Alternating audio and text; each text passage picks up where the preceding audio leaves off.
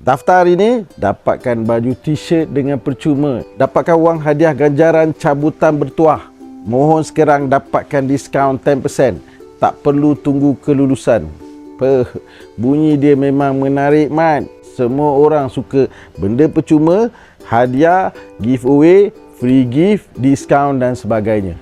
Siapa je rakyat Malaysia yang tak suka dengan benda percuma? Korang semua antara peminat benda atau duit yang percuma. Minta maaf, Rahmat dah cakap banyak kali.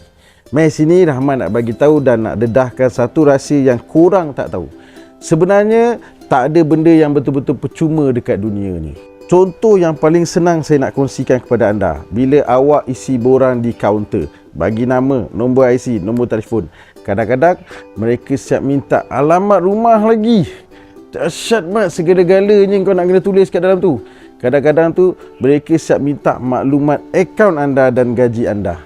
Masalahnya, bila awak bagi maklumat peribadi dekat tempat-tempat macam ni, ada risiko maklumat itu hilang. Atau lagi teruk, dia boleh jatuh ke tangan orang yang tak sepatutnya. Tahu-tahu ada orang dah guna maklumat kau pergi beli TV atas nama kau. Macam TV pun kau tak dapat, lalas surat minta hutang yang kau dapat. Jadi daripada cepat-cepat anda semua isi borang kad kredit atau kad menjadi ahli yang biasa korang isi dekat booth atau dekat dalam shopping mall, atau senang cerita macam inilah, kalau anda berminat pun nak join ahli ke kelab ke apa-apa yang ditawarkan itu, saya nasihatkan anda untuk berurusan di dalam pejabat atau di bank atau di laman web rasmi syarikat itu saja.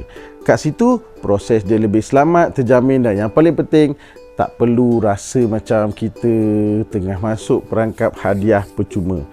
Kalau dia nak sangat bagi dekat kau barang percuma, kemudian dia nak paksa kau nak kena isi borang, itu bukan hadiah percuma, Mat.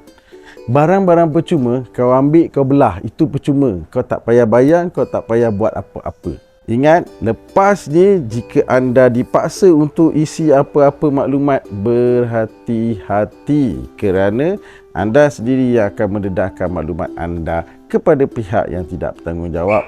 Tak nak kena scam? Dengar cakap Rahmat Fitri Abdullah.